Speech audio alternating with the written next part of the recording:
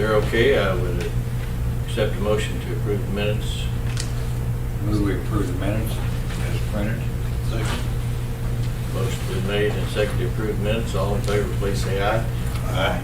Opposed, motion carries. Robert and Dewey, it's nice to have you all here this morning. Do you all have anything that you'd like to? Only thing I'd like to say, I was talking to Travis a little bit earlier, that water treatment plant's annual report, that's an awesome piece of work, greatly appreciated. Makes it a lot easier to understand a lot of things going on up there. Be nice if we could get the whole town and the county to see that, and told him maybe they would stop asking him what all those things in their water were and why they're there, if they understood the process. Whoever helped him or whoever did it, Travis and his department, that's an awesome report, and I appreciate it. Thank you. We feel that way about all the departments. Do we got that posted? On our Facebook page or anything? We can post it. We should post it, Yeah, certainly. give people access to it. Yeah. It'd probably be nice to highlight each of the departments on some regular basis. We'll move into reports, since Doug's not here, Jeff, if you want to. Morning, gentlemen. We do have one action item in that department relating to the Southeast Substation transformer switchgear. This is for general installation materials. I brought a couple items that we had just kind of left over from our last project, just to kind of help you understand. These are for 161 kV bus modifications to connect the second transformer to the existing bus. So there's some 2-inch bus that is included in this. There's some saddles, some different things that have to be welded and modifications made to the bus. We'll do that in-house. That bus right there, that 4-inch bus, is almost $50 a foot. So, and there's a dampening wire that goes in. Doug has spent a lot of time going over this. We sent out multiple bids, requested bids from multiple vendors.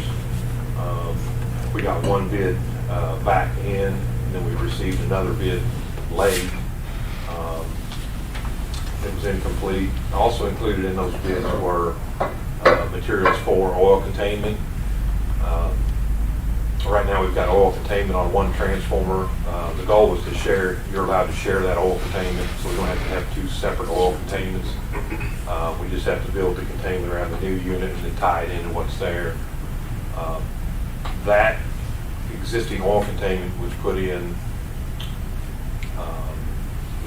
94. So I think they were having some trouble finding materials that would match and work with the existing containment materials. So what we decided to do is, instead of include that in with this, go ahead and break that out. We'll do the oil containment separate, and then go ahead and get this stuff going. To have this installed, or to do the install on this, we have to have the station out of service, so it needs to be done before, we get larger loads in the summer. So the recommendation that Doug has come up with, and I agree with, is to accept the proposal for Gray Bar for general installation material Southeast Sub in the amount of $22,206.95. And we may have some deductions off of that, but we're going to go ahead and recommend that bid. They've agreed on a few pieces that they would deduct those if we didn't need them. Those are the options that are listed. Those are in addition to the 22,000. We don't need any of those, so it's just the 22,000. And then the options listed below, like I say, the geotextile membrane, that was for the oil containment. We didn't need the different arrestor connection, so it's just for the materials to make modifications to the bus. And you can see there's a piece of the bus, there's end caps. That goes on top of an insulator. There's some insulators and some other hardware there. So, and Doug did some research, and they bid this as a competitive bid, and we feel like we've got pretty good pricing. So, What's their timeline for this? looks like 24 weeks. in stock to 24 weeks, so it varies. It's just like everything. And the price, this price on their bid had expired, but they agreed to extend that to February 8th.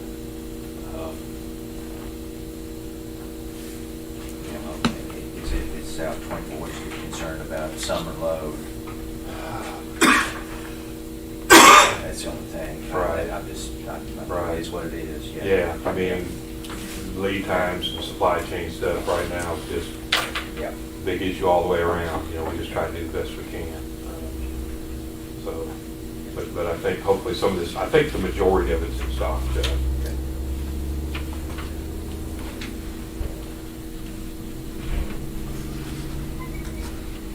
I'd make a motion to accept that recommendation as written.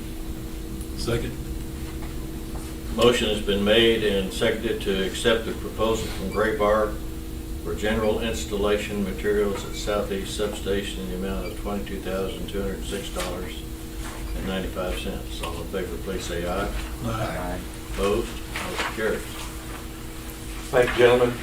You'll also notice in there, they'll put quite a few pictures in there of the old, starting with the old switchgear, and then you can see the empty building, then you can see the switchgear being, new switchgear being installed or put in the building. They had to take the complete door frame and everything out over the top.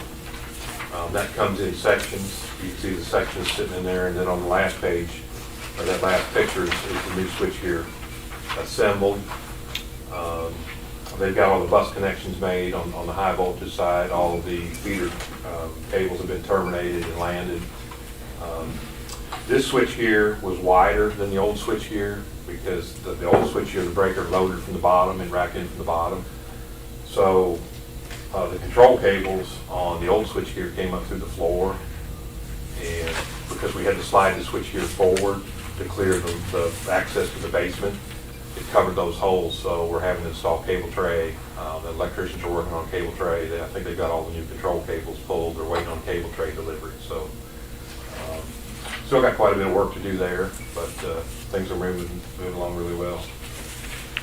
And if you can see on the old switch here, that first picture, we put new relays, test switches in that about 15 years ago to correct some coordination issues we were having.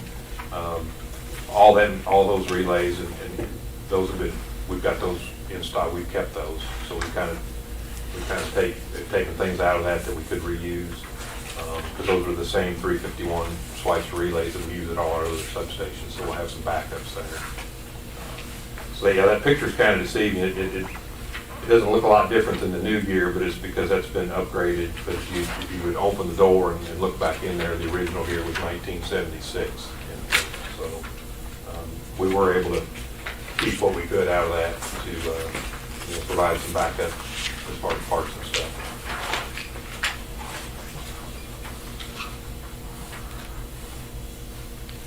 And I'll be glad to answer any questions you guys have. Any additional questions for? Any outages, Jeff?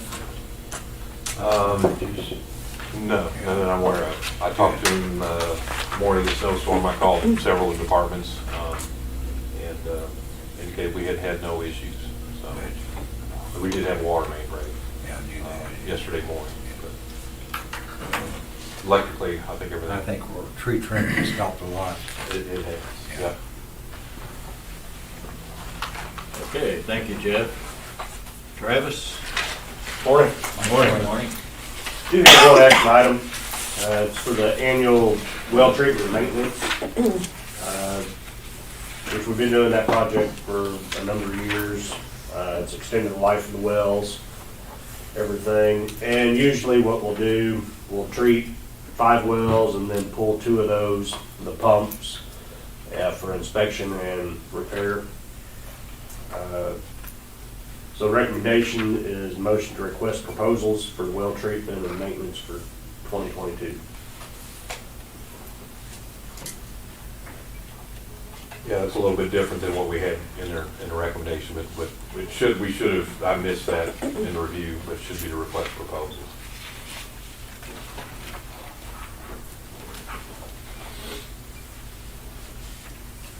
And if you look back in his report, I think there's some, it shows some, when the wells were put in and what the flow we're still getting out of them, and that's, you know, we're still getting good flow due to this maintenance program of those wells. I think some of those were back in the 40s, 46, 47, where some of those were put in, so. I'd make a motion to request proposals for treatment and maintenance for 2022. Second. Motion's been made and seconded to request proposals for well treatment and maintenance for 2022. There's no other questions. All in favor, please say aye. Aye. Opposed? Motion carries. Then an update on the CO2 feed system project. We did move the skid over, replaced which we've been using it for quite a while now, but it was kind of just sitting there temporary until we get materials in to plumb it up completely and all that. The materials finally came in, and it was all plumbed and everything earlier this week, so it's in place now, so. But other than that, if you have any questions, I'll be happy to answer. Still not going on the filters, right? Not yet. Last week when I talked to him, it was 1.5 to 2 weeks before they'll show up. He said he's still having issues getting the anthracite in. He said he had basically all the other filter media, Yeah. it was just the anthracite. So hopefully here next week or two, get moving on that. And remind me which filters we're doing. Number 3 and number 1. Okay. This go around. 3, that we've had some issues with it and everything, and then 1 is one of the original filters, and some of that's been in there over 30 years or so, so it's well overdue. Well overdue. Yes.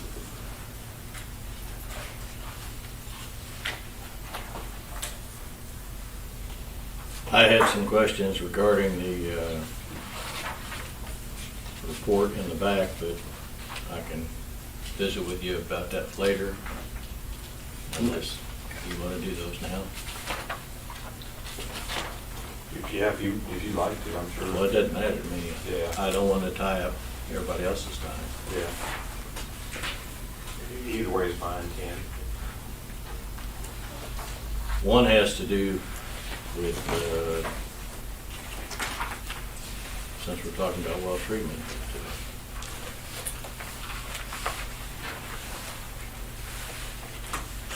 Let's see. Well, I'll just get to those later. We'll just go on with the reports. Anything else? Yeah. Travis? The next page there, 17 and 18, there, replace sludge pumps for primary basins 2 and 3 from 17 and 18. Where are we at with that? Basically, what I was wanting to do with that, those valves that we got in and need to replace, since they leaked so bad, the pumps had a hard time trying to keep up. So I was going to replace those and then evaluate that to see if that is actually something that needs to be done. And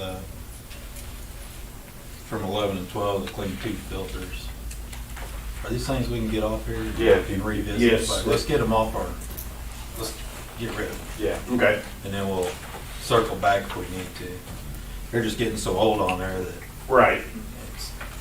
to me, they need to be gone. Well, and we talked about that yesterday. So, Okay. yeah, if the board wishes, we'll just remove that from, because that was actually a budgeted project that was carried over.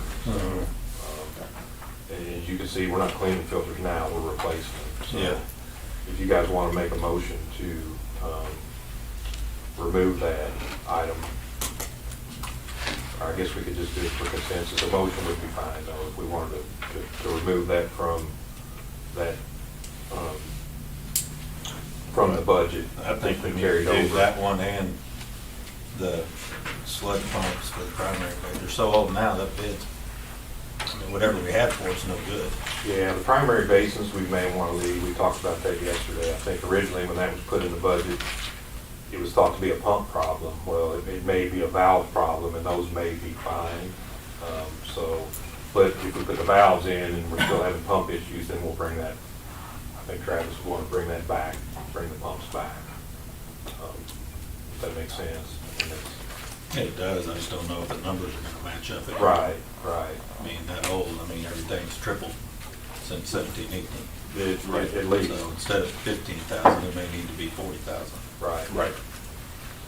I mean, however you guys want to handle it, I definitely the first item we can remove, the second item, because he has one of the valves in, I think he's waiting on delivery, the other one, and they have those planned to put in this winter. And so we should know, here within the next few months whether those pumps, need to be replaced or not, for sure. So if you want to wait on that one and then just remove the first one, we would just know that 15,000 wouldn't cover if we brought that forward. Obviously, we know it's going to be a higher price. You want just a consensus, or you want just? Well, since the first one was a budgeted item that was approved, I think we should, a motion and make an action item to remove that first item. And then the second item, if you want, Steve, then we can bring it back. I mean, that is however you guys would like to do that. What do you think on that second item? I mean, to me, my thought process is it's no good, we know it's no good, it's gonna have to come back here anyway, why keep it on the financials? Tony, what's your thoughts on that? I think we clean it up, bring it back, is what Okay. I think we should do. So can I make both those in one motion? Yeah. So I make a motion to void clean tube filters 3 and 11, and replace the sludge pumps for primary basins number 2 and number 3 off of the water financials. Second. Motion's been made and seconded to remove the item to clean 2 filters, number 3 and number 11, and to replace sludge pumps for primary basin, number 2 and number 3. Any additional questions or comments? If not, all in favor, please say aye. Aye. Opposed? Motion carries. Real quick, in the back, there's a section on the water treatment plant on page number 6.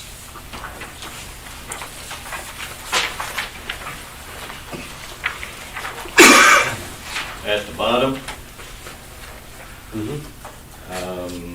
it talks about the electric lines being too close, so that when those wells are pulled, there's an issue. Is that going to affect or have any bearing on? That was left in there prior to me being here, so I didn't adjust that. The only one that I've ever had any concerns with was on well 3, and they basically just put the boots over the lines so they could pull it and everything. They didn't have any other issue with it, so I'm not sure on that one. Okay. Well, I read that, and then we were just talking about that, so I was. I think Jenny had that in there, and then I think there was some, they are Kansas State Power Line lines, and I think Right. there was some discussion and pricing involved there, and it was, I think it was greater than what, I mean, I think, I'm confident that we can do it safely as long as, we know they're there and they get a hold of Kansas State Power Line to do their thing, but I think it was cost prohibitive to have Kansas State Power Line do anything with those. So this well maintenance contractor that did one bid, we not use them? The two that You haven't had any we've used- concerns with one? The 2 contractors that I've had since I've been here, there hasn't been any issues with them at all. Okay. I just had to get a hold of Kansas City Power Line to put the covers over, was the only thing I've had to do for them. And they pulled them and all that through there, so. Okay, thanks. I just, that kind of caught my eye when I was going through there, and Yeah, that may need to be something we clean up in the report a little bit. If it's not an issue, then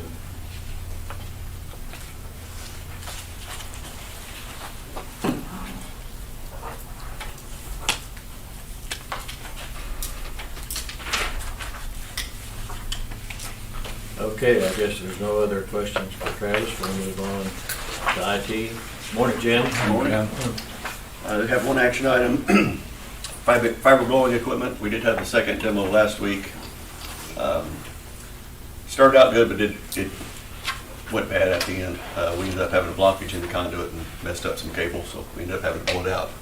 I think the guys doing the demo had the safety turned off, so to make things go faster and kind of bit them in the end. But anyway, we'd like to go ahead and send out some requests for proposals for blowing equipment. We do have basically two styles of fiber. The round fiber that has 24 to 72 fibers inside, and the smaller flat cable that has 6 and 12. So in order to do both of those styles, some vendors might end up having to propose two separate machines. Some vendors will have one machine that can do both with just different accessories. We also expect to send it out to one vendor that has a cable trailer that has a blowing attachment.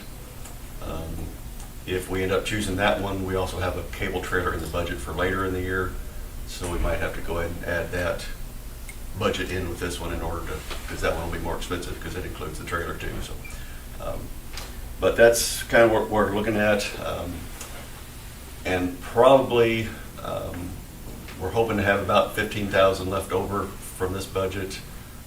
We're looking at, once we get our feet wet, we'll probably be looking at some equipment to handle pulling the fiber off the reel, like figure eighting or fleeting.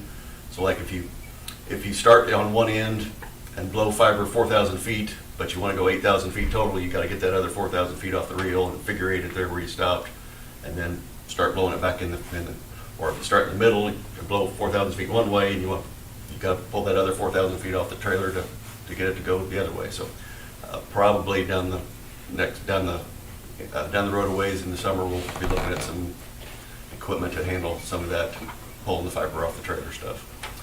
So hopefully there's going to be about 15,000 left in the budget for that.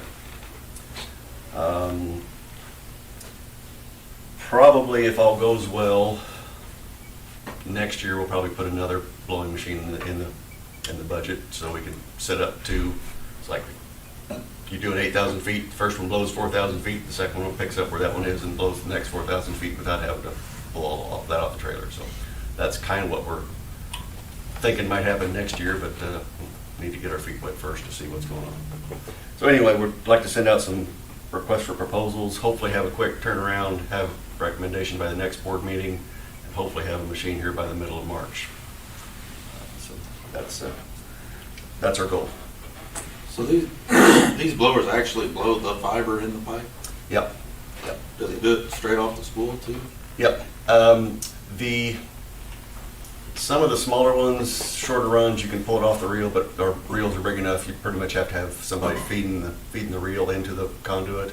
We're borrowed Doug's cable trailer that has a hydraulic feed system, so it's not a manual thing, it's just somebody making sure it's not going too fast or too slow. So yeah, it does pull it off the reel, and a little bit of lubricant in the conduit, and you usually get about 5,000 feet if everything goes well. What you guys on the demo, they got like 4,000 feet in like 15 minutes. Yeah, we did. The first demo we did 3,000 feet in the conduit, and we pulled off another 1,500 feet, and I think it took about 18 minutes, something like that. So. Wow. But there's more prep work ahead of time, because every time you've got a pedestal or a vault where you got two conduits stepped up, you clamp on like a 20-foot loop of conduit, so it's a continuous run, and you have to make sure that doesn't leak. And so we had a problem last week with probably a kink in the conduit that messed us up. So there's some more prep work ahead of time, but once you get ready to go, and it usually goes pretty quick. How many vendors do you have that'll? There's basically 3 companies that manufacture two that manufacture the blowing machines, and then the third one that has the trailer, and they use parts from one of the other companies. But we'll send it out to probably around 20 vendors that rep those. Okay. Probably just one with the trailer, but the other two will probably have several each. Would you like to have a blower blow wire like that? Yes, absolutely. One of my questions, and this is just kind of a geek question, but when you got two coming up in the same pedestal and you make your, what, 20-foot loop or Yeah. something, is there a connection in the middle there that you take apart to No, how do you get that off? we use like clamshells for the couplers, and then that 20-foot is just sacrificed. We've got a little router bit basically that kind of just zips right through it. and Okay, cuts it okay, off.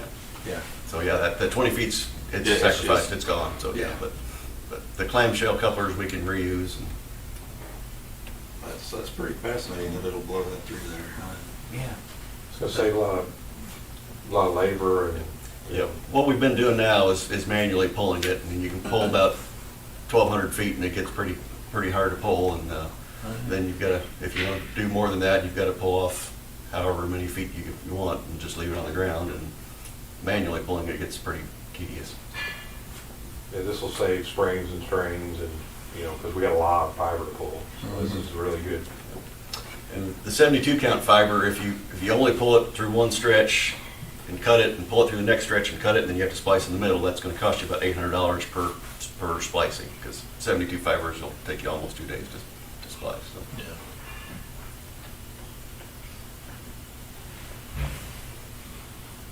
I'd make a motion to send out RFPs for fiber blowing equipment. Second. Motion has been made and seconded to send out RFPs for fiber blowing equipment. All in favor, please say aye. Aye. Opposed? Thank you. Carried. A couple notes other than what's in the packet. We did cross 3,500 customers. We passed that milestone. We were talking about supply chain earlier. We were expecting some pedestals here this month. They've been pushed back till April, I believe. So we're going to run out of pedestals here before long. We ordered some other ones back in September that were supposed to be in January of next year, and they've been pushed back to July of next year. So looking at almost 2 years on pedestals. So we're okay for the short term, but once we get into grant 2, we might be leaving conduit stubbed up and not putting anything on it until we get pedestals in. So also a note in there, we did connect water plant to the fiber, so we've got that off the list. So any other questions, be happy to answer if you. Jim, I noticed we were out at fairgrounds prior to the sophomores taking over. Just being nosy, what were we, did they request something different or help or what? We had fiber to the fairgrounds for the fairgrounds. Yeah. We switched out some equipment to add multiple connections, and that equipment wasn't working right. So we spent a little bit of time down there troubleshooting that, and just ended up deciding to swap that out with something completely new. So, but yeah, schools using fiber there at the fairgrounds and at the Martin Center. And it seems to be going pretty well. Any other questions for Jim? Thank you, Jim. Nolan, you're up. Morning. Just a few updates. Talking with Burns and Matt earlier this week. Sounds like they are on schedule to be here the week of the 28th through March 4th to start their part of the demo project. They just had some questions about us with temporary power and fiber for them. We did get the pre-treatment report back from DNR. Everything went well. There were, I think, 4 recommendations about industrial waste survey, some things to do after we get our new permit later this year. But overall, went really well. And I guess Is that what Kim was helping him with? Yeah. Pre-treatment?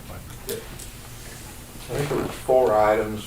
The industrial waste survey, we've sent those out, and then the dental amalgam rule, and I think we're still waiting on 1 or 2. We've got most of those back and sent in, so we're, Yeah, and the local limits local assessment. But yeah, it was, everything was found to be in compliance, so it was a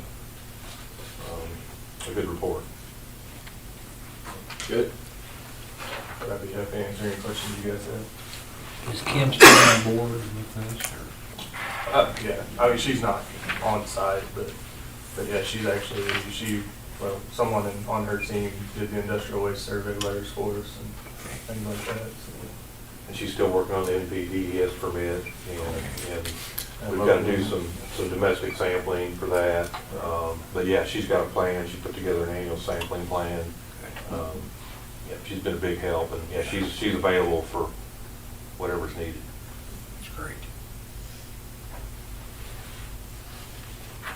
Any other questions for Nolan? Yeah, the 14, 15 UV flow meters. That was something that Richard didn't want to put in there before. It's something that we talked about, and I have actually kind of had that conversation with some vendors. But I mean, if you're not opposed, we could get rid of that. Nobody really has a good answer. With our RUV building, the way it's set up, there's not really a good spot to put those flow meters. Either in the UV or at the cascade or anywhere in the effluent pipe, there's just not really a good spot. So No, let's just get rid of it then, and we'll address it if the need comes up in the future. Flow meters, Steve? Yeah, the UV flow meters have been on there since 15. We're whittling them down. We're getting there. Yeah. Yeah, if you want, Steve, you go ahead and just make a motion to have that. Make a motion to void the UV flow meters.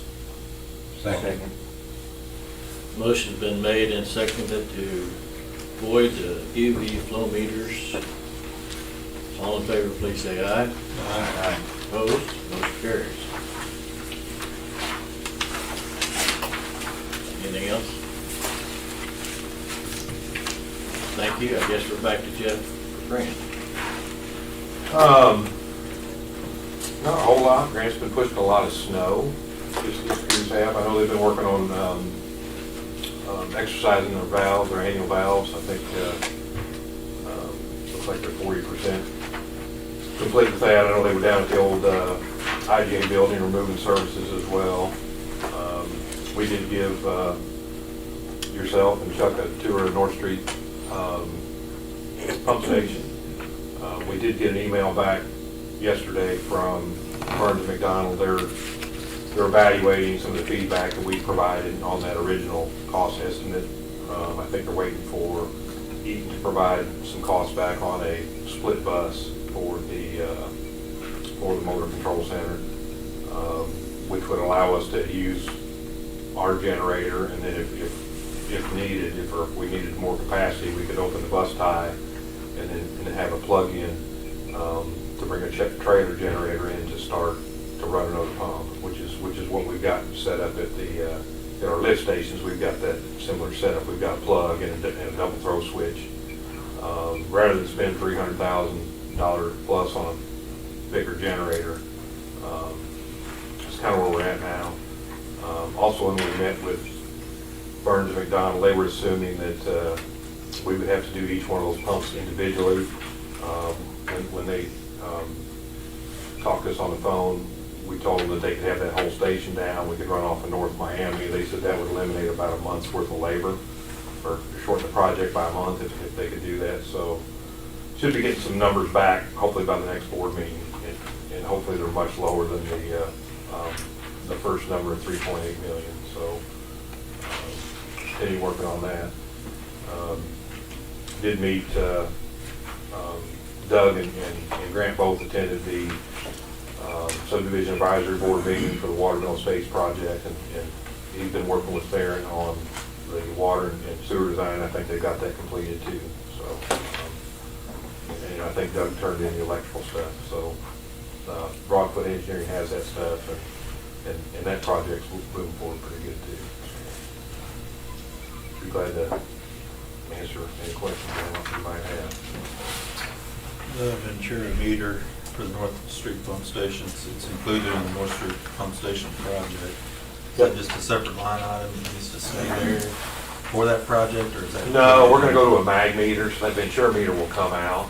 because just, those are so hard to work on. It's in the pit outside. I think we showed Chuck and Ken where that was at, and their recommendation is to go back with a mag meter, so. So we can get rid of that. We can get rid of that one, yeah. So I'd make a motion to avoid the Ventura meter for the North Street pump station.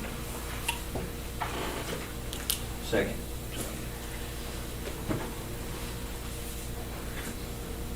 Motion's been made and seconded to remove that item. All in favor, please say aye. Aye. Opposed? Motion carries.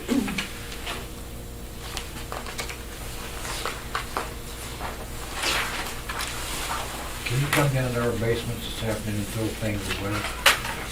I'm tired of seeing that. You're gonna do nothing with it, getting off the books. You're doing good, buddy. Keep it up. But yes, I will. You just have to do it when Carla's not. Yeah. Any other questions? If not, we'll move on to electric production. I see Carl has gotten better looking. Yes, a lot better. A lot better looking. Yeah. Morning. Morning. I do have an update on Unit 10's intercoolers. We did speak to UPS Midstream last week, and they are still hoping for about the second week of February to have those back. We have all our gaskets made for those and everything cleaned up and ready to go. So I'm hoping 2 to 3 days after getting those back, we can have that all put back together and those units back in service. So that's really about all I have. I'll answer any questions if you got them. Run Unit 6, was that ran on natural gas? Yes, yes. It's actually running now, yeah, It's running right now. Right now. 6 only? Yep. Okay. with no stop time. It's hard to nominate gas when you don't know, when you don't need it anymore. I think you guys, you're scheduled at least for today and tomorrow, and then we're stop time? We're scheduled for sure through midnight tonight, but they said more than likely it would go past that. Whenever they don't give you a specific stop time, that's usually a good sign that it's gonna go past what they said.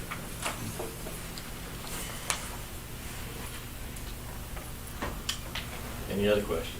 We're still looking at putting in the scales. Yeah. Carl and I have been working on the Region F grant. I've sent him some information he's filled out. We're also looking at replacement or putting a grant request in for the glass structure potentially. So that just opened up here, I think, last week. So that's something that we're going to try to do. I've been discussing something that with Dewey too. I think Dewey took a tour of the scales and with Carl and looked at that. So I knew we talked about it for a while, I just didn't know if we had a lot of use for it in the city. the city does. It's mainly recycle. And typically Region F, they don't want to buy buildings or fund buildings or concrete or things like that can't be removed. But this scale can be removed. The pedestals are what's part of the problem, but it's cheaper to put a whole new scale in. So we're going to just include the scale in the grant, and then we'll do the pedestal parts separate because that's a permanent fixture. So I think that would increase our chances of getting grant funds for the scale itself.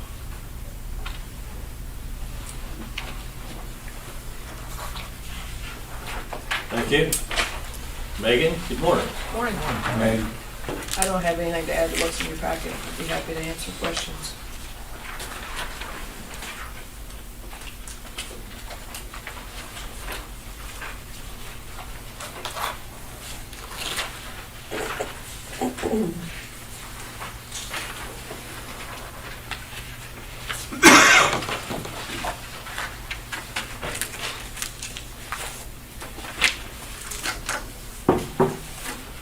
Any questions for Megan? You say 16 have responded to your request. That number's up to 18 now, and I've been able to find data on others that were non-responsive, quite a few, so Yeah. we should have pretty comparable to the number that we were able to gather data on last year.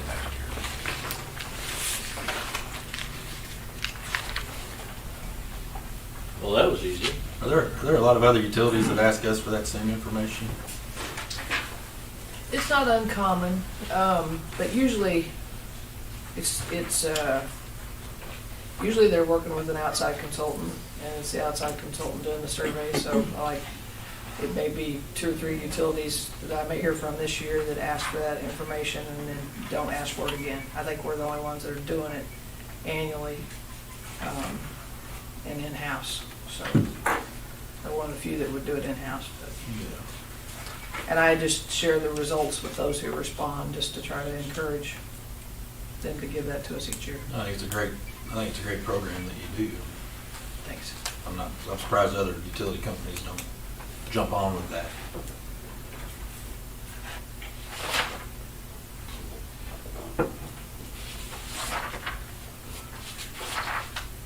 There's no other questions for Megan. Thank you. Tony, I guess you're ready. Good morning. Morning. I'll try to make this as painless as possible. We do have I did give you guys a copy of the audit, and we did receive it. I was just going to kind of go through, and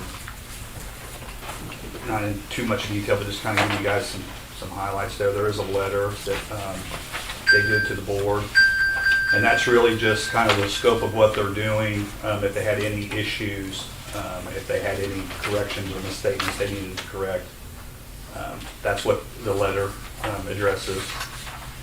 If you actually open up the audit there, you'll have the table of contents, and then the page behind that, the independent auditor's report.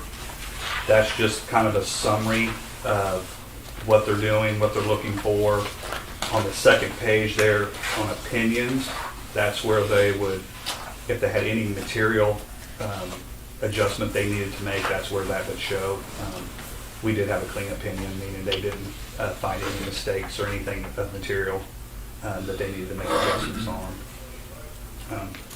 But if there was, that's where that would be recorded. Page 3 is just kind of the management discussion and analysis. This is kind of what we put together for the auditors. You guys can go through that. It kind of breaks out each department. Looks at capital assets, looks at the net position, revenue and expenses. It kind of highlights each department. But you guys can go through that and look at that. If you go to page 12, it's kind of an economic outlook for the utilities. The page behind that is our balance sheet. You'll see that it's electric, water, wastewater. I did talk to the auditors, and going forward, they're going to separate out internet. So next year's audit, it'll be electric, internet, water, and wastewater. They're going to break that out and separate it. I think page 15 is the income statement side. Total revenue and expenses is on there. And then basically after that page is the cash flow statement. Just kind of saying where our cash is at for the year, if it's increased or decreased. And then basically after that page is kind of policies. Kind of go through accounting policies of the utility.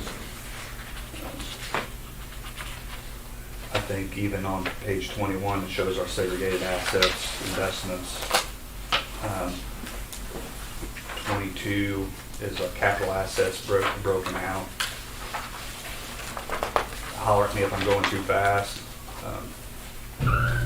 Then really on page 25 is our long-term, is our debt, our internal loan, and then our loan with the cities on there.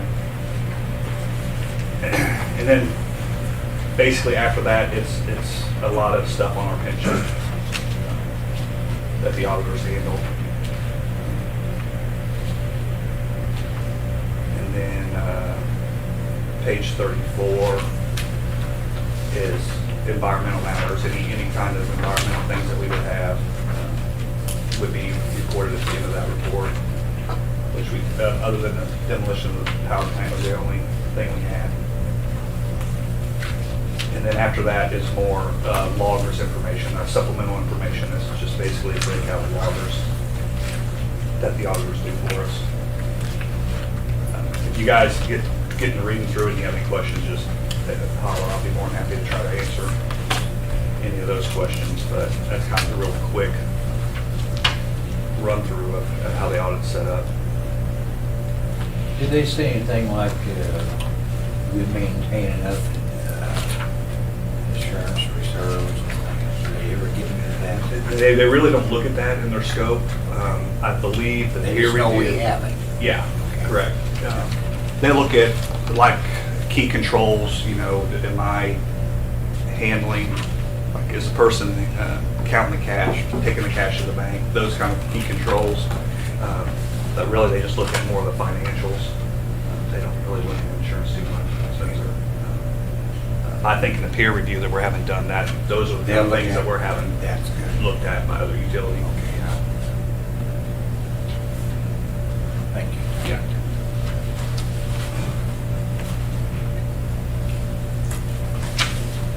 If you want to, I do also have December's financials in the board packet. I know you guys see them every month, but since Chuck's new, I thought I might just kind of go through those again, just to kind of, so Chuck might understand my thinking when I have these set up. So on that first, I think right after Megan's, you guys have a summary of the financials there. Is that the next page? Yeah. So this is basically a summary of each department. And so I have it broken out with revenue, expenses, interest, and the net income depreciation. And it's broken out by each department. And the first column there is December, year-to-date of last year, 2020. And then the next column is December, just the month of December for 2020. And then the next column's 21 year-to-date, and then December of just 2021. And then I have our budget off to the side. So we're 3 months into this year's budget, so we're roughly 25% of budget numbers. So that's kind of a summary of our total revenue, broken out by each department, our expenses broken out by each department, our net income, what it is for each department, year-to-date and per month, and then depreciation, and then our capital additions, so what we've spent in capital so far, year-to-date and for the month of December. So if you'll look at just the month of December, our capital additions was $949,000. So we had doing a big chunk of that. You'll see is I think the substation. We had a payment to the substation of $570,000, and then the 237. A big portion of that was a payment to Burns McDonald for Nolan's project. There's a mistake on there. I caught it this morning. On the interdepartment loans, you see how it has that 29,355 down at the bottom. That's really supposed to be, that was a wastewater payment. So it should be up there underneath the 24,703, so it zeroes out. I don't know how I missed that, so. That goes up under the 24,000. Yeah, so it should all be zeros across there, so it should all reconcile. And then our modified cash flow is our drop or increase in cash for the year to date and for the month. And then you'll see what's budgeted out there for the year. We're budgeting a drop in $10 million in cash, so. Hope that makes sense. These are actuals against budget. Correct. Yep. For month and in year to date. Yep, from correct. Previous year to this year. Yep.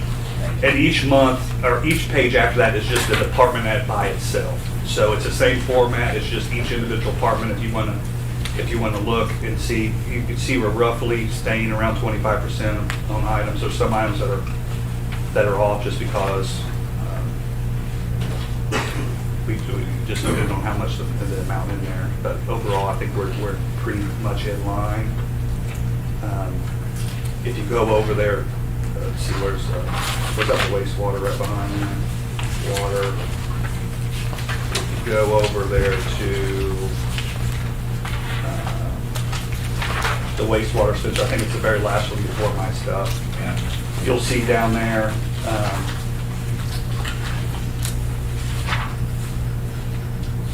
I was going to show you where that payment was that wastewater payment?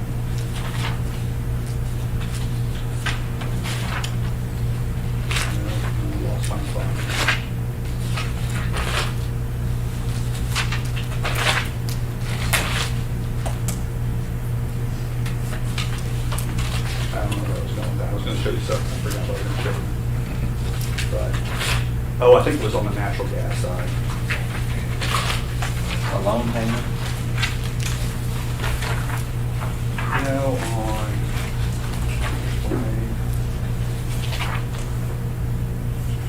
Oh, I think that 23 was in shape. Let me think about it, so I'll find it. I forgot Chuck was in shape. Okay. But if you go over then to the write-up, you'll see that I basically try to summarize what all those sheets are. So I have a breakout of our revenue for each department, and that's year-to-date difference. Natural gas, is up in December. The way we build natural gas is they get a demand, and anytime they go over that demand, we charge $500 per MMBTU, I think is what it is. And so for the month of December, they went 30 MMBTU over the demand. So there was an additional $15,000 charge there. And I think in the month of this month, January, they went over 90 something. Wow. So they're getting like their normal bill's around 16,000. So this month's bill's like 60,000 or something. So. And that stays too. Yeah, so the new demand stays going forward until they go past that. And I think I was looking in their contract, and I think it goes up to 8,000 or something is where then we have to redo something if it goes past 8,000. But right now we're at 48.23, and then it went up another 90 points this last month. So December, there's the expenses. I kind of do the same thing on a breakout of expenses. On the electric department, it's kind of going to be a little skewed from last year because we have a lot of the power plant decommission expense in there. So you can see our expenses have dropped. But a lot of that is because we were picking up a lot of that decommission cost last year.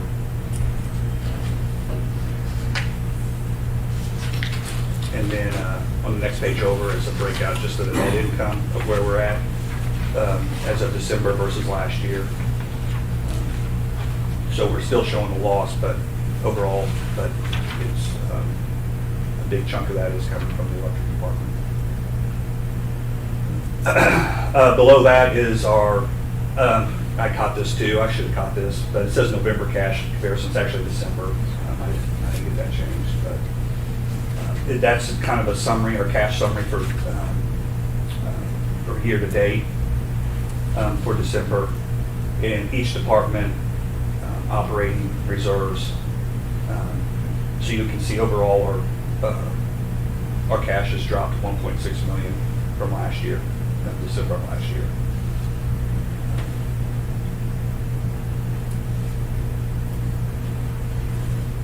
I know there's a lot there, but if you guys have any questions,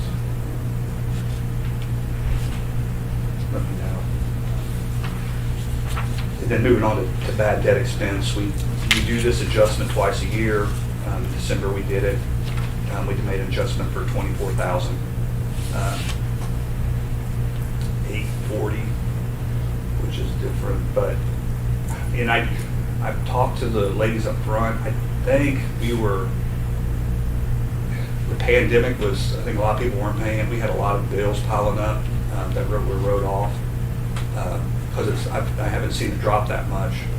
Usually we hang around 40, 50 in December. For some reason we were way, which is good, but I'm not really sure why it's that way. So it dropped that much in a year? Just from December of last year, yeah.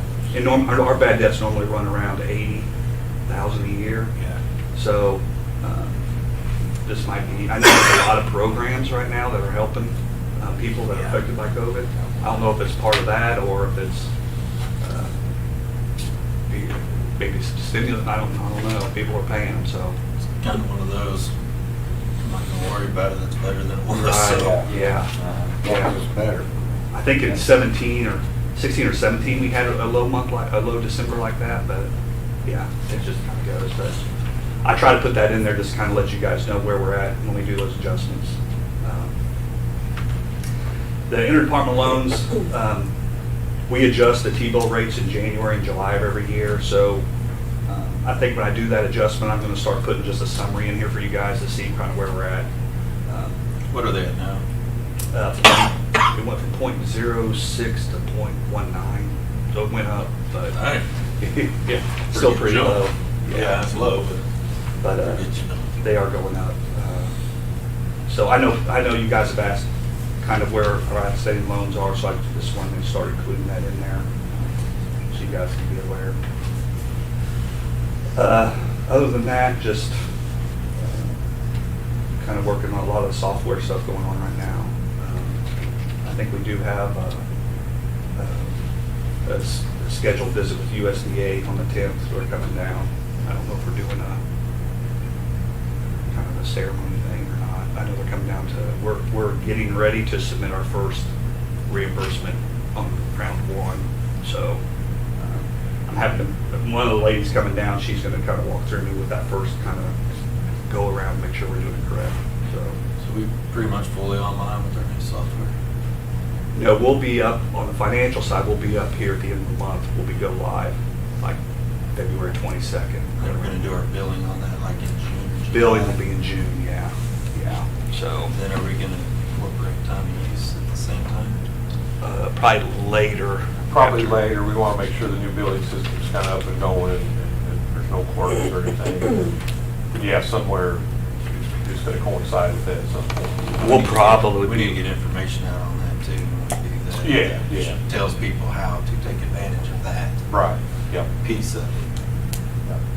I think if people know it's out there, they can do things a little different to lower the bill, and that's important to share that. Absolutely.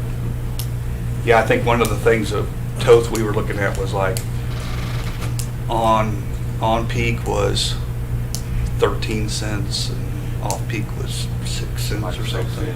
So, yeah, that was going to be a big, Realize that they won't do their dishes till 10 o'clock at night. yeah, it's all about giving the customers an opportunity and a choice to save and hopefully they take advantage of it. And some of those color charts that we put in the packets when we get our monthly wholesale bills, that's what those rate recommendations are based on, is all the information that MPUA has provided to Toth on market pricing. So, and you can see the difference in the winter and the summer. So we'll have a winter rate or wintertime use rate and then a summertime use rate. But yeah, we're going to definitely need to push out some educational material and probably start doing that quite a bit of time beforehand, just to kind of get that out there and make people aware. But, yeah, there's a huge difference between on-peak and off-peak power. If you want to do your laundry off-peak, it's going to cost you a lot less than it would. Laundry don't cost you half. It's going to cost you half as much Yeah. as it would to do it on-peak. So, It might be a good time to do those programmable thermostats when you're not home. yeah, yeah.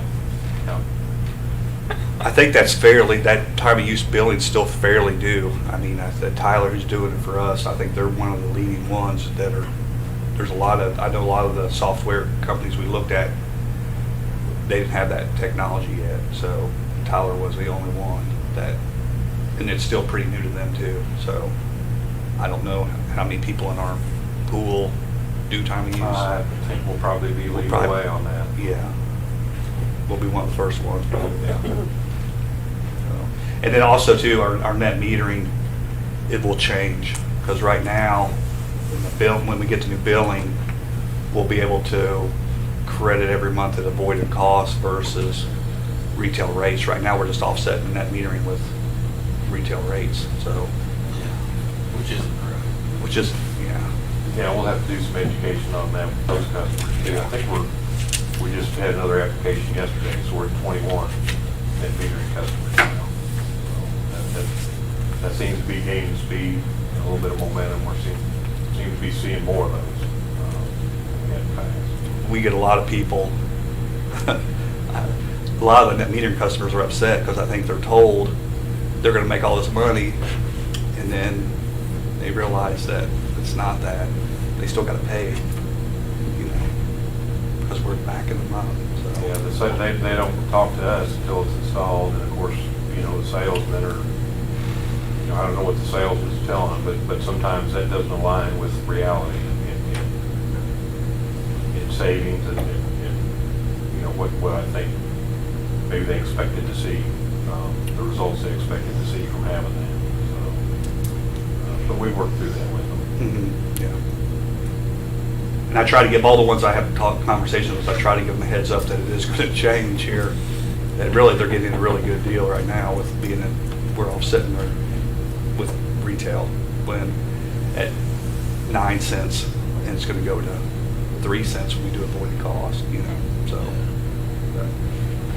they all seem to understand it once we have the conversation. So Along the same lines as that, did we ever circle back around to the pool putting in self-starts on their pumps? Or do we decide that wasn't going to be cost effective? out the public pool. At the public pool. We haven't had any communication with them about. I remember you asking. Yeah. I can't remember what I don't- came from that. If I see Chad, I'll ask. I know they talked about lighting upgrades and things of that nature. Well, that's one of the things, since Dewey and Robert were here, that Dewey might remember whenever we took over the city's utilities, that I'd asked that we get more efficient, you know, especially out the pool, because I know that's a big electrical user during the summer. That's also when we hit our peak. That we do some upgrades to some of those systems to help us bring that demand down. And I don't think anything's really ever been done with that. No, I don't. But it's something that, you know, when you guys meet with the Parks Department, if you guys could bring that back up again, it just helps out everybody in the whole city. Yeah. Like I said, you had some good ideas about that, and I don't know how far along any of the departments have gotten, helping you guys out. I'd be willing to go out there and take a look, and I know Chuck can do the same thing. We can go out there and help them save money. I remember that somebody looked at those and they came back and said maybe it wasn't gonna be viable, but. Yeah, I'm on the same page I as you, remember but I something can't. like that, yeah. But it's worth taking another look. Yeah. I don't know our how, memories are. I don't know how a soft start wouldn't keep that, Yeah. that spike, that demand here. Unless they just run there continuously, but I don't know. Yeah, it's worth taking another look, yeah. But even making a transfer from fluorescents to LEDs is a huge savings. You know, I know at Marshall High School, we were able to put on paper that it would go from 84,000 a year to 24,000 a year by installing LED light fixtures. So anything like that is just a huge savings to everybody, not just the school itself, but also taxpayers, taxpayers and everybody else. All right, I'll get off my soapbox. You guys go on.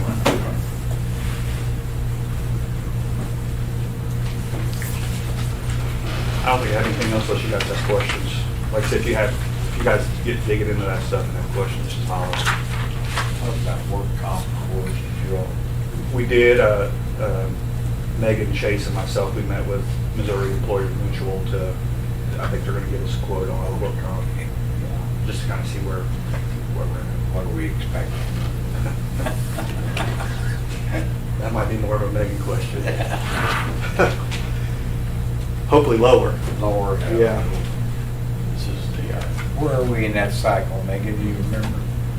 Cycle of work comp? As far as when our renewals come in, or, we should receive it sometime this month. Receive our renewal, and that's why I requested a quote, competitive quote. Hopefully we'll get that here pretty quick. The policy actually renews April 1. Yep, April 1. And I think our work comp, 255,000 last year, I think is what I saw. You say dropped? It went down, yeah. I think it was 255. The renewal should go down again. Yeah, I think it's Because going down. we've got a significant drop in our expense. Yeah, well, that's modification why. rate. I don't really want to. And Ken just brought up the streetlight conversions we've done. It's basically dropped from 525 to 114. Yeah. I mean, that's 2017, 2021. That's a big drop. Huge.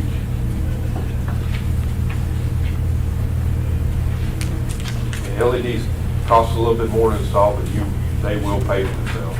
Heck, they're coming down now where it's not any more than it was. Yeah. I'm glad you noticed that, Ken, because that's, yeah, our energy costs to light the streets has dropped dramatically.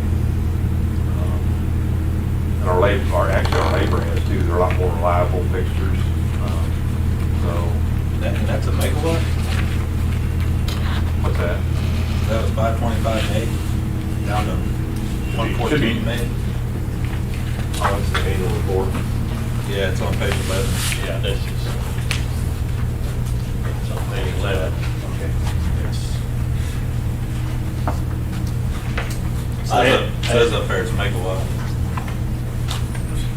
Yeah, no, that's megawatt hours of,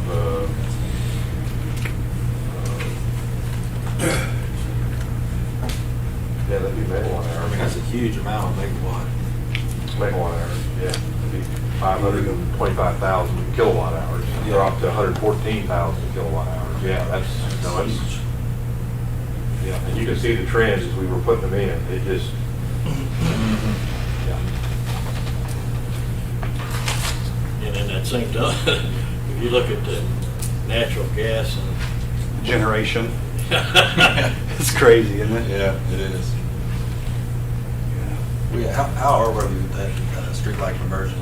We're done. We're done. I think if you look I mean, at I haven't looked around anymore. I think if you look at the annual report, there's, Doug's got the area lights left, but as far as street lights, that conversion's been completed. So, we just got a few outliers as far as, area lights. I think there's a few on the square that are still high pressure sodium. Those are a little bit different because instead of Talking about changing. those decorative ones? Yeah, instead of changing the whole head, you gotta take the ballast out and then put a bulb in there, an LED bulb that has the, it's ours, one of the high pressure. It's a driver. Inverter, yeah, the driver, yeah. So you basically take the ballast out and then you direct wire into the bulb because it's got the inverter built in. There's a few up there, but for the most part, yeah, we're pretty much there.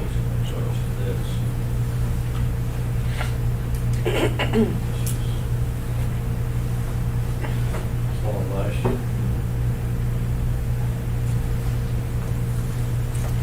I feel like we're doing a good job. Town our size with the economics that we have. Some of the stuff, the foresight we've had with the IT and with the LED conversions is just, it's great. It shows the quality of leadership we have here.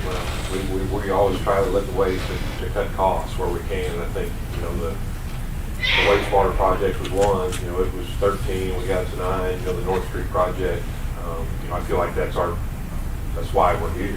We can keep costs down and do the best we can. Thanks for bringing that up, Ken. That's just another example most people don't recognize, but it's a huge savings. Okay, well, we're trying to get back on track. I guess we're ready for your regular report, Jeff. Number 3. Number 3, yeah, you guys have the annual report. The city council's received a copy as well. I will present this at the council meeting on Monday to them. Some of the big items in there, time goes by and you kind of forget, but we had a couple big issues last year. Winter Storm Uri, which really negatively affected a lot of utilities. We were very fortunate to have the electric production department we have that does an excellent job of maintaining our units and really was able to make a very positive impact on the community last year by being able to run that unit. I kind of made that one of the top stories, and then obviously getting the power plant demolished and getting that liability cleaned up was a huge asset too. And then the flood at the wastewater treatment plant. Every year it seems like Mother Nature throws curveballs at us, but that's just part of being in the utility business. We're used to that and try to do the best we can. But I think I just want to point out, that all the departments did really well, but that generator and having that run, I mean, I think you guys can see the market revenue that created for us. And really, the importance of those units has changed with the shift from, natural gas and coal to renewables. The renewables you can't always count on. I was looking at the SPP market a couple days ago, and 50% of the SPP footprint, the Southwest Power Pool, 50% of that energy was about 17 or 18,000 megawatts was being provided by wind. Today, that's 20-some%. So, having that much of the SPP footprint depending on renewables, if they're not available, it's the local resources like we have that you can ramp up and make up for that, that loss in renewables. So That's the problem I had the other day at the council meeting, or work session, talking about they were wanting to put in more renewable, which is great. I agree with renewables, but once they freeze, once those windmills stop turning, once those solar panels get covered, you don't have renewables anymore. You have nothing. until they figure out, they're kind of in limbo now, until somebody figures out a way to store energy. Energy storage is the key, and that's the difference between electricity and all your other utilities. I mean, you can store natural gas, you can store oil, propane, we can store water. You can't store electricity right now, and there's a lot of different people looking at ways to do that. There's some projects I think they're looking at in compressed air storage, batteries, different types of things, but that's going to take a while. And until that problem is solved, the value that our local units have is a lot more than it's ever been. So that's why they did the recent inspections. I think we set up a fund to set aside some of the capacity credits we get, and some monies to make sure that we're taking good care of those units. We're in February now, and this type of event, the possibility of it happening again is very real, not just for this year, but next year and the year after that, until somebody comes up with some energy storage solutions. Our local units are going to be pretty important. That diagram that you present, I think it was is the source of where we're getting our energy, right? And Or where we market price, and where we're getting energy off the market. Right. It was still, last time, 76% coal. And that's where our actual pool is. That's where our resources are at. Yeah. But if you look at the Southwest Power Pool, which includes Nebraska, Kansas, Oklahoma, Arkansas, Missouri, that was almost 50% wind 2 days ago. So I was referring, the one we're looking at is our actual pool resource makeup, correct. But when you look at the market and what the market's being supplied by, a lot of that is renewables. I think it was 5% nuclear, 4% hydro, 20-some% coal. Gas has gone up today. Gas was down 14%. I think it was 19 or 20 today because the wind has dropped off. So you've got to pick that up somewhere. So, we're fortunate we have those resources here locally, and they're very important. And all the other departments, we had a lot of great accomplishments last year. Water plant picking up that CO2 skid that had kind of gotten left behind and getting that completed.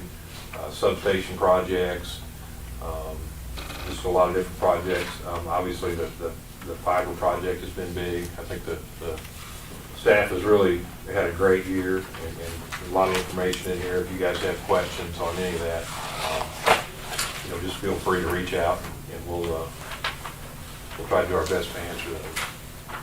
There's a bunch of good programs we're still doing. The CIPP program and the overhead to underground conversion is a really good thing we're doing as well.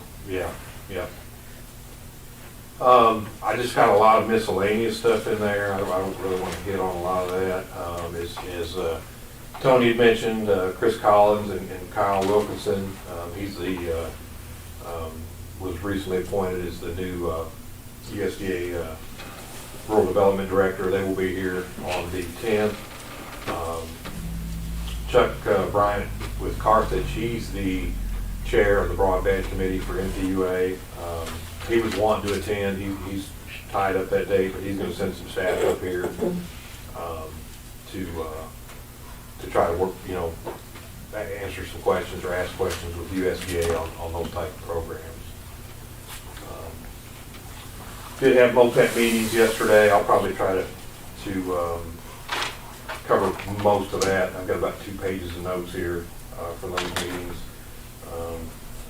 Nothing really outstanding there, but I'll probably cover that in the next board packet. The solar purchase did get completed for Marshall, so that asset has been transferred to Mudmuck. There was another 4 of the 5 purchases have been completed. The 5th one, I think there was some problems with that I can't remember what location that was at.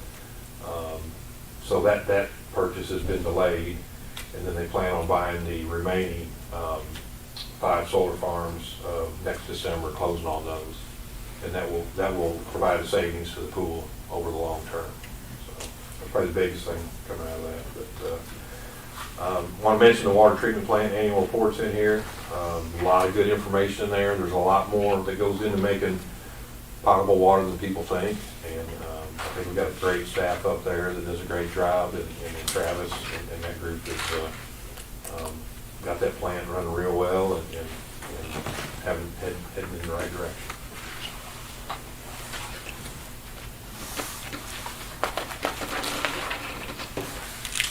I do have a few questions regarding that.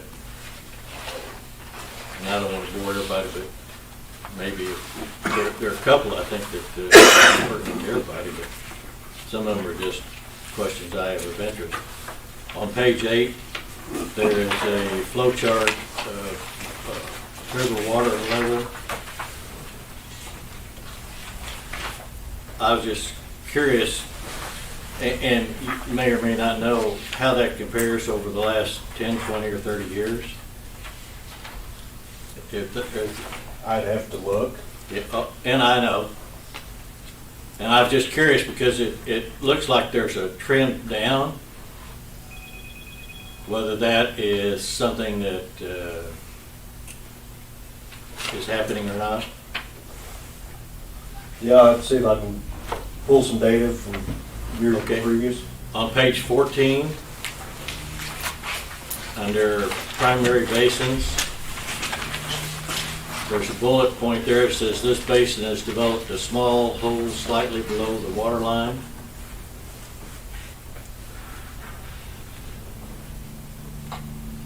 Is Not real sure. I'll have to check on that one. okay. I think that may have been repaired. Okay. I just noticed that I was just wondering whether that was a little concern or a big concern.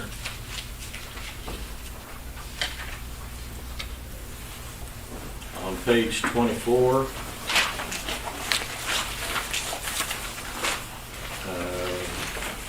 down at the bottom, it talks about the concrete walkway and on secondary basins 1 and 2. It says it's deteriorating and will need to be addressed before it becomes a safety issue. Is that, Yeah, we're gonna have to do something there by that one basin for sure.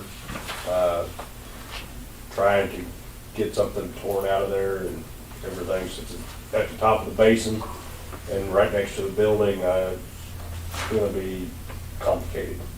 well, This basin has to be out of service to do it and everything too, I believe.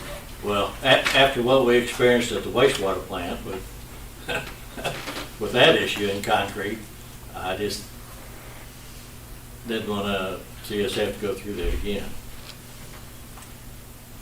On page 26, it talks about the media filters. Do those have a life expectancy, and if so, where are we? We have it budgeted to replace media in 2 of the filters this year, and then next year again, try to do the rest of them. It's kind of the plan, to get all new media put in all of them.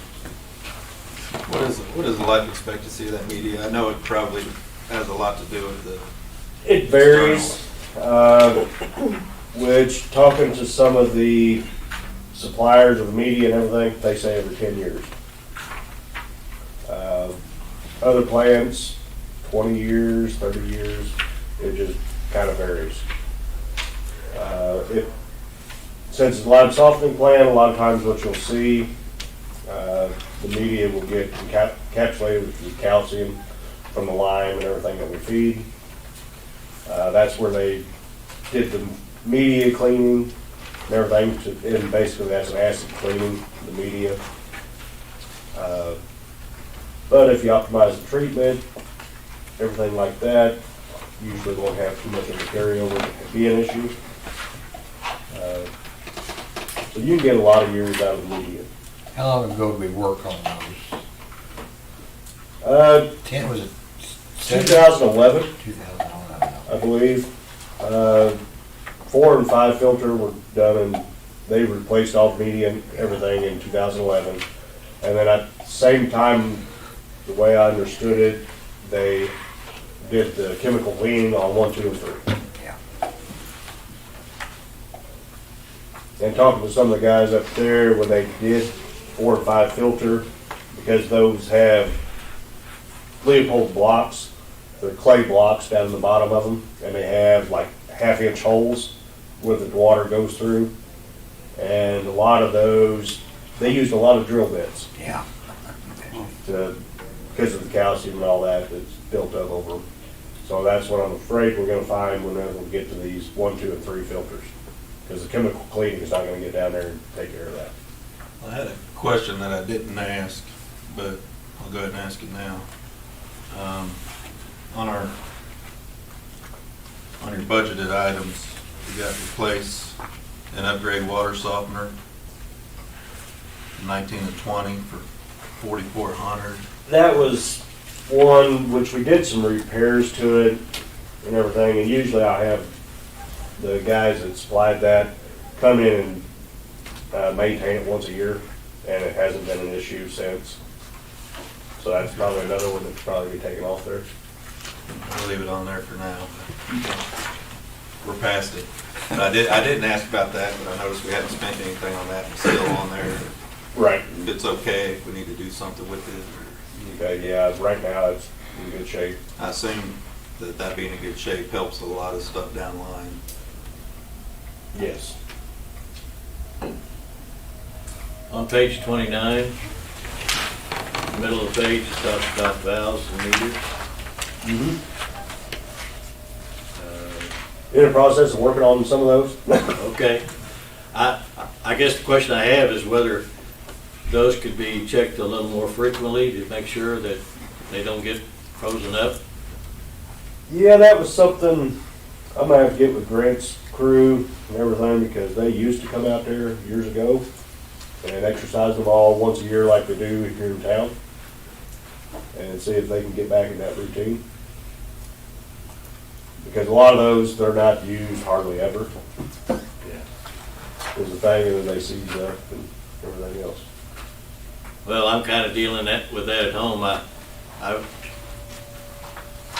needed to replace some faucets under a vanity, and they hadn't been turned on or off for a long time, and Didn't shut it off? yeah. They don't work anymore, so that, I thought, well, maybe that's something we ought to do. Let's see, and I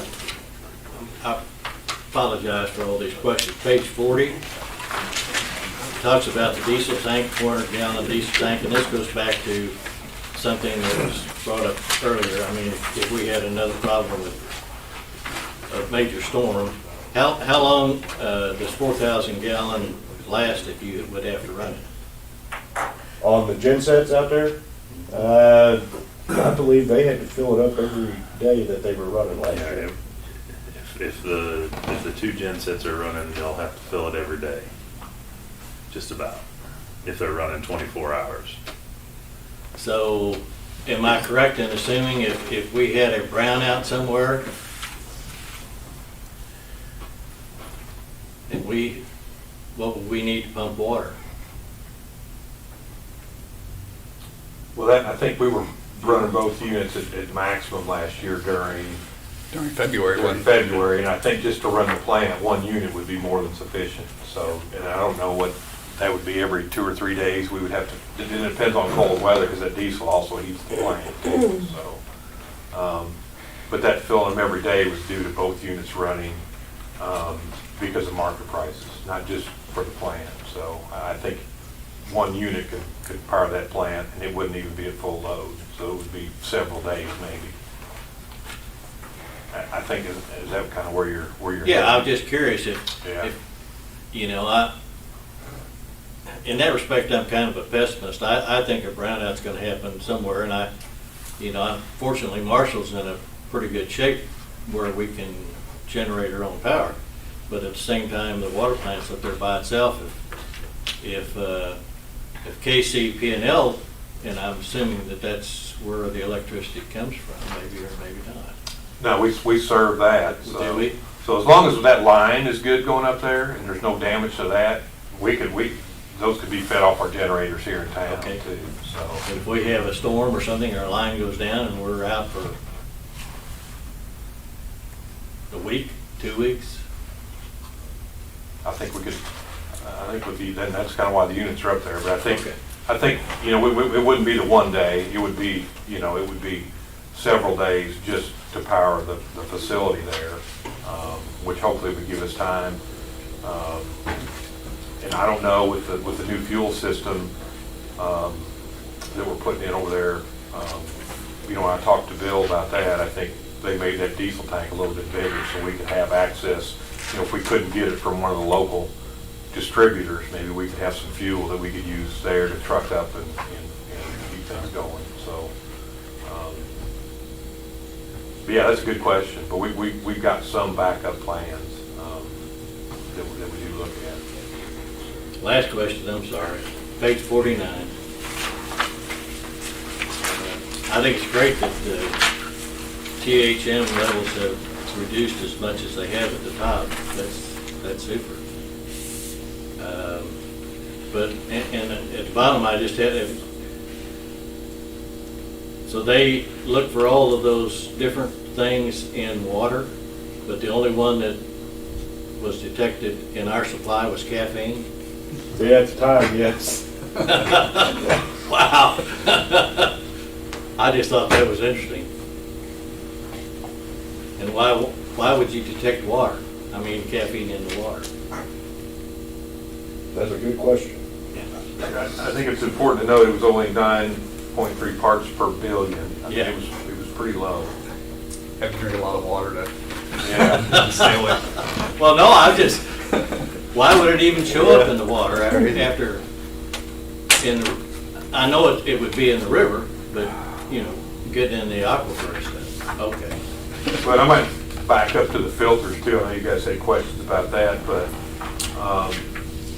prior to the improvements up there and when we redid the high service pumps, they used to use they had a water tower, and the water tower provided the pressure to backwash those filters. Well, now it's a backwash pump, so it does a lot better job of doing that. And electric production went up there and helped Travis out with the surface wash on those as well. So we've got the equipment that maintains those filters is all better than it was. So I think when we get these filters replaced, we should expect better life out of them. I think the equipment will clean them better. Electric production guys did a really good job going up there on those surface wash. I don't know what the correct name for them is, but I went up there and washed them in operation after they had them done. And if you watch them backwash those filters with that pump, the backwash filter pump, and then they'll surface wash, it does a really good job. They do that sometime. and I told Travis, I haven't seen these filters empty, so when they go up there and clean those out and put the medium back in, he's gonna let me know, because I kinda wanna, that stuff interests me, and the more I can learn about it, but, So they're filtering all the time, but you backwash periodically. How often do you backwash? On some of them, about every 120 hours. Then 2 of them are like every 80 hours of operation. Is there anything that signals that they need it, or you just know that? They keep track of the hours that they're done, and that's what they go by. Being that it's February, we checked our underground storage tank, 5 points right. It's ready to roll. I think you guys checked that before then, right? We're Yeah. 16 below. Yeah, Carl and that group do a good job, I think. You guys test that annually, I think. Yes. Yeah, it's tested annually. I think Carl told me we're at 16 below on our cloud point, so we're, Pretty good shape. yep. Since we're talking, do we have any long-term plans, and this is something Ken's brought up periodically about charging stations for Marshall? Are there any thoughts? I think that'd be a great thing for the community if we could get some of those going. We have that in our budget next year. Next year's budget. I think it's been identified in the Build Back Better funds. There's be some funding to fund those charging stations. Some of those can be rather expensive. Yes. I think the fast charging stations are $100,000 per port to install. But no, we do have that on our radar. I think some locations, I've talked to Chad out at the park, maybe for events out there, putting them on a public place versus, we don't want to pick anybody private, and then maybe even up on the square. We have a lot of events on the square, the wine walk and return to the roost and those type of things. And I think if you could get some charging stations there and get them mapped out, it would, I know people that have electric cars really like to go places where they can get their car charged. So, yeah, that is on our radar. That's going to be there could be some challenges with that. A fast charging station, 3 of those has the electric demand of a Menards, a big box store. So, there's going to have to be some thought put into infrastructure improvements. I mean, if we really start moving there in the next 10 or 15 years, which I think is going to happen, there's going to have to be some investments made in our distribution system at some locations.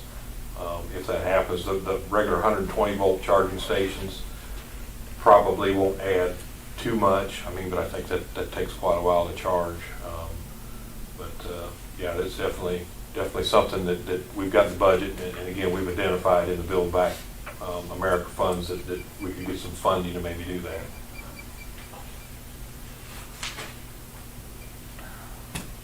Yeah, I think, was it Austin?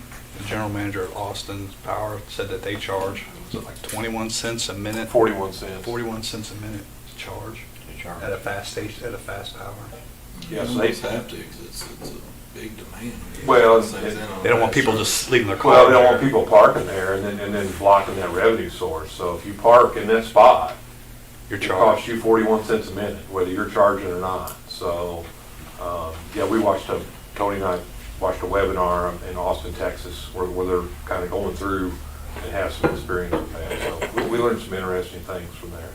I do see at least one Tesla driving around Marshall. There's 2 in the front, and then Kim Heck, the consultant for wastewater, she brought her Tesla down and was asking us about places to charge. But I don't think the performance of those batteries are as good in the wintertime. She was mentioning that her brake recharge, when she was slowing down, she wasn't regenerating like it should be. So, yeah, it's coming. Have you seen Josh's down the street, just Tesla? Mm-hmm. He's got one down there. I know there's one in the hood. I see it every once in a while. I didn't know he had it. Josh's, yeah. My wife's ordered one. Did she? Yeah. They're nice. Like, She ordered a Ford, the Mach-E one, but yeah. I think it said it takes, if you just plug it into your outlet at your house, it takes 95 hours to charge. I'll come put you 240. Yeah. Help out a little bit. Do you know those things drive themselves? Yeah, I still don't know about that. I don't like that idea. They're fast.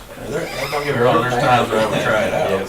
So I think it's probably better than I was doing, but When you've been to the Chiefs game. that's pretty much one. I think we're ready for cash disbursements. Unfortunately. Yeah.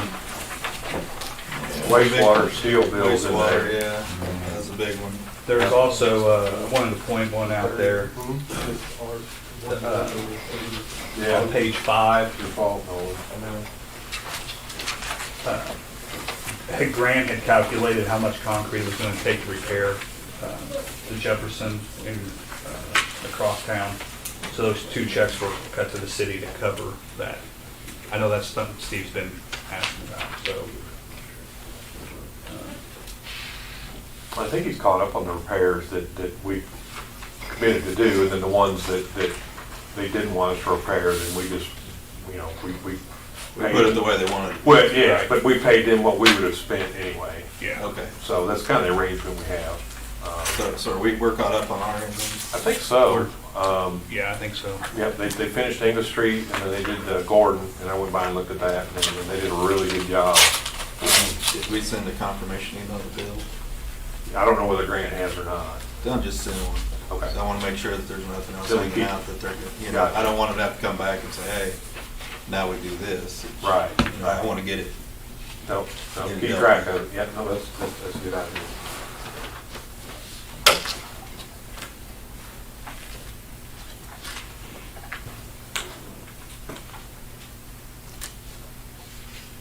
Jim's trailer's in there too, I saw that.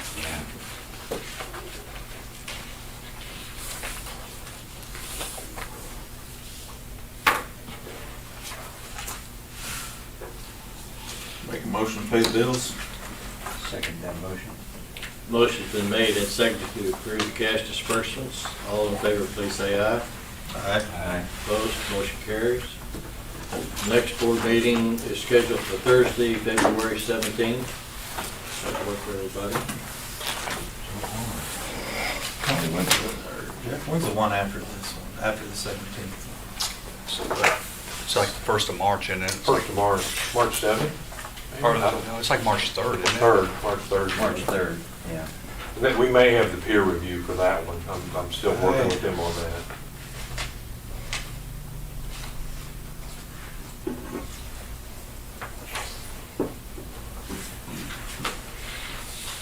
Any other business?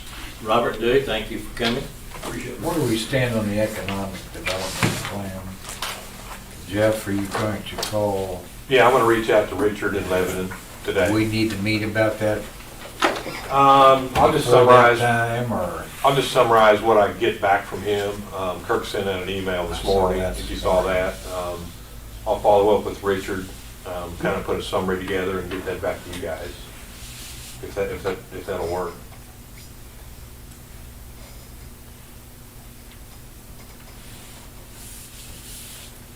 Any other business? We need to meet before. We can gather that stuff, and then you guys can decide how we want to move forward. All right. But I'll get that put in motion today. Okay. Hopefully Richard's in, but yeah, we'll get started. I'm gonna check, I'm heading down to Phoenix on the 26th. I think I come back on the 3rd, but I really want to be here for that peer review, so. Okay. we'll see. Well, and it may be later than that. I want him to try to shoot for March, but I don't want to rush him because I want it to be as good as it could be. And if you can't do it, then we'll just push it back a week or to the next meeting. Yeah, because they were emailing me questions yesterday. Yeah, Randy was. we're still doing a lot of back and forth, so. I can change my flight and get back to Dayton too. Just if you want to email me when you're out of pocket, and then we'll just go from there.